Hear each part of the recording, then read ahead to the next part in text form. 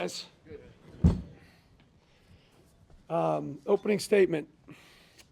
Man, first off, this is awesome as to what we're starting to get going with the crowd and starting to get some excitement.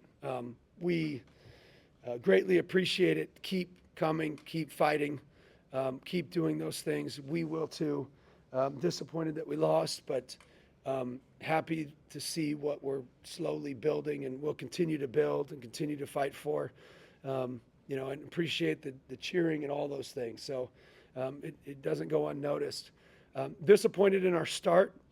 I'm disappointed in a few guys in the start,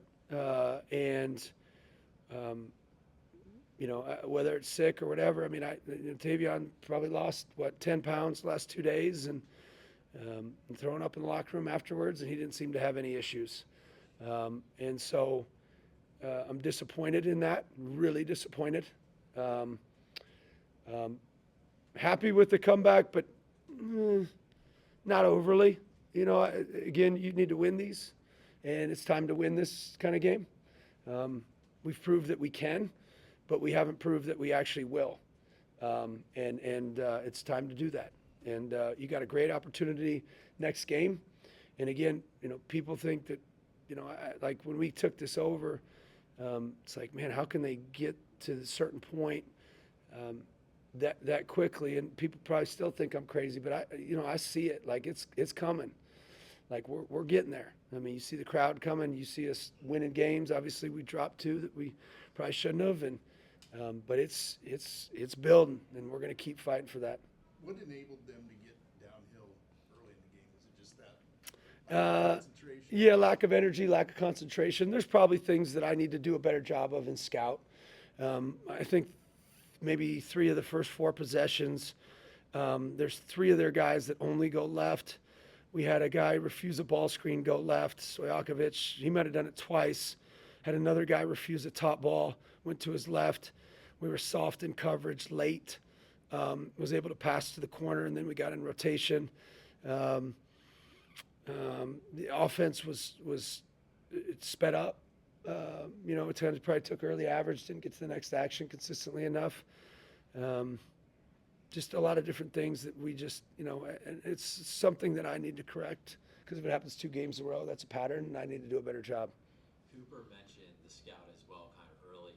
Does it maybe take a little bit longer right now for the team to get actually acclimated on the floor? Is that the issue kind of coming out? Maybe it takes a while to see it in action and get comfortable with it. Yeah, you've got a brand new team still, regardless of how many guys have played for me. Most of them just played for me for 1 year. And so, yeah, executing a scout the way we want it executed it does take time. It's probably an excuse. And so we just need to do a better job. I mean, it's simple, just don't let him go left. He went left like 3 straight times. And it was like, bro. So we'll do better. We'll get there. Then 44 shot 3 straight threes. That's a 9-0 run. He's a shooter. That's what he does. He's a shooter. You can't just leave him wide open. And he never posts. And so some of those things were just really disappointing. But, I thought there were some bright spots in some of the guys that competed. Defensively, what do you feel like they did to make life tough on Ben? I mean, if all 5 of them guard him, it's like when we come out flat, it just feels pretty lonely out there from an offensive perspective for him. It's just like he's having to do everything and force things, and like all 5 guys are shrinking on him. I don't think people realize how much they're shrinking on him. And I don't think people realize either, like, and he was sick last week too, but he's fine. But a lot of these guys that have this decent draft stock and whatever, they sit out. Like they sit out when they get a little boo-boo or they get sick or whatever. Man, this dude comes in and competes every day and fights. And, we don't have a lot of leverage on the backside of our ball screens right now. And so then they're able to load like crazy. So it's really tricky for him to get a quality shot. So it seems like then we make a run when he's out, and it's like, well, no, he's not the problem. It's that the floor shrinks when he comes off screens, and we're not doing a good job of getting to secondary actions after that. How close was Tavion to not playing, and what does it say about what he was able to do today? I don't know if he was not. I don't know. He came to practice yesterday, and he didn't look very good. And I'm like, well, we'll see. We need you for Purdue for sure. And they made that run, and it's like, let's see. And I saw he was pretty good. He dove on that ball at half court, and I was like, okay, let's go now. And I just, again, we've got to do a better job of doing that and being consistently, ready. It's not doom or gloom though. Like, you got to move on to the next game. This is the Big Ten. Like, it's a good league, so it's just what it is. You gotta be better next game. How do you keep Bennett from getting frustrated with everybody coming at him? I mean, he's picked up a couple of fouls. I don't understand the fouls. We probably fouled. I think it's difficult in those games to put 4 fouls on him, but don't foul. Maybe he fouled, and so that's part of the problem. But those games are tricky. Where you try to keep guys in the game like that a little more consistently. But I thought the officials were great today, so I didn't have any issues with them. I just would like to keep him to stay in the game. When you say that you feel like you're so sorry, I'm gonna Yep. When you say that you feel like you're so close to getting there, you felt like you were super close against Minnesota, you felt like you were super close here. How do you not let that become a frustrating point beyond the initial few moments after the game, like knowing that you're right there, but you're just not there yet? Yeah, I would say close. What I'm close to, or we're getting closer, is building a program, building a sustainable program where fans come, win or loss, building a program that people are proud of, building it with great kids, interacting with the fans consistently. That's, you see it, the energy of surrounding the program. That's where we're getting closer. We lost and we dug a hole. So maybe Minnesota was like, hey, you just didn't totally come ready. Awesome way to show it that you can come back, but not today. You got to come ready. Not today. You had to come ready. So I didn't feel great about today. Still love the team.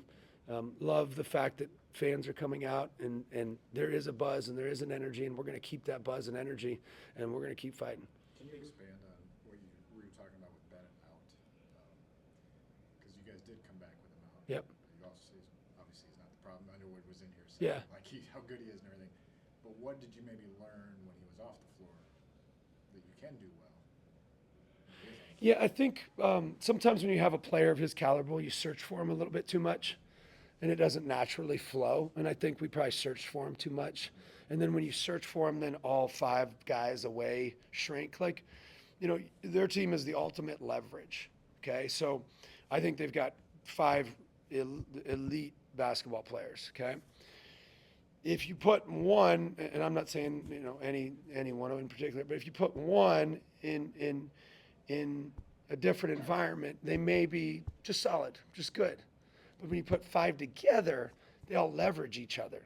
So when you scout them, you're paying attention to Merkovic in the post and his ability to shoot and his ability to pick and pop. And then they bring another 7-2 guy in that can pick and pop. And then you've got the 2 downhill guys. You get the 2 downhill guys in Stojakovic and why am I drawing a blank? Boswell. Kylan. Boswell. And then obviously you've got Shooter and those guys benefit from each other. Does that make sense? And so we're not benefiting from each other. I thought that one stretch we did, but we need to do a better job of trying to benefit from each other, if that makes sense. Leverage each other, not just leverage one person. And that's partly me too. I got to do a better job of okay, why is that not working? And we will. I mean, we're getting there. So. When you play a team like Illinois, who is bigger on paper, more talented top to bottom, that's going to be the case in the Big Ten. Like, in an ideal world, what do you guys need to do to make up for that? Yeah, I mean, exactly what we did. We boxed out. We were great on the defensive glass. I think we got more O boards than they did. I think it was 10-9. If you would have told me that, and then you would have looked at percentages and all that, I would have said we'd probably win the game based on the stats. But our offense wasn't there. How do we combat it from an offensive perspective? We got to flow better. The ball's got to move. You got to get in and out of actions better. Probably like you saw that little stretch where we were able to get in and out of actions considerably better. You know, defensively, I don't know what's going on. Wasn't our best defensive game, but part of that was because our offense was so inept. Then it puts pressure on your defense. With Hassan didn't play, Yurick didn't play, were they ill or are they just not part of the game plan? Not just wasn't part of the game plan. We were gonna try to Iraq tonight. Kind of snowballed on us. When it snowballs on you, that's not the time, you know, because you don't want him to think he's part of the problem. But we were planning on playing him tonight. It just wasn't the right moment to do it. Ben, although you guys came up just short, how can this be? I mean, to do this against a ranked team that you know it's probably going to go have a deep run in NCAA tournament. How can this be a building block going forward to know that you guys can still fight and be in this game? I mean, it can be a building block, but I just think that you got to win these games. I'm just like, I think if you fall in love with getting close, although it does show that you're a good team, but when you fall in love with getting close, you never come over the top. And so it's time to do that. You know, it's time to be able to win this game. You know, I mean, we had a missed dunk. We had a missed layup. I think Al had a cut and a wide open layup, and then we had Bennett's missed layup. That's 6 points right there. Those are all pretty easy points. You know, you take those six points back, you know, all of a sudden it's a different story. And so, but that's what good teams do. You have to finish some of those things. You can't spot them 18 points.